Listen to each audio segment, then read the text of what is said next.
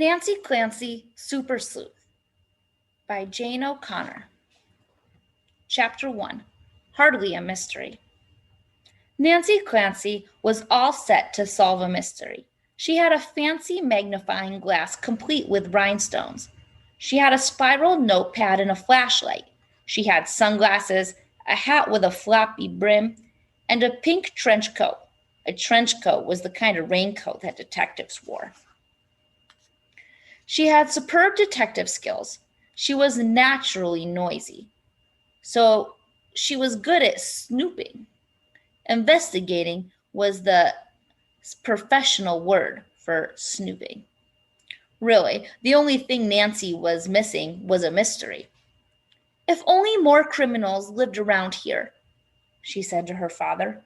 She was at the kitchen table reading the Sunday sports pages. What? He said without looking up. Nobody ever gets kidnapped. I bet there's never been a jewel heist. Then, in case her dad didn't know, Nancy added, that means a jewel robbery. Nancy sighed. I wish we lived someplace like River Heights. That's where Nancy Drew lived. Nancy loved the Nancy Drew books. She had read 5 so far. In River Heights, criminals are lurking around every corner. Sounds fun, her dad murmured. Nancy's mother came into the kitchen.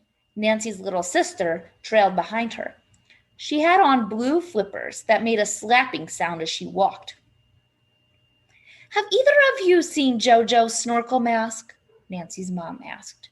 Nancy's little sister hardly ever took off her snorkel mask or flippers. JoJo and her friend Freddie liked to pretend that they were deep-sea divers searching for buried treasures. Nancy's mom poured herself coffee. I've looked everywhere. It's a mystery where it went. Mystery? Nancy just heard the magic word. Okay, so it wasn't a big deal mystery, but all the great detectives had to start somewhere. She spread her arms.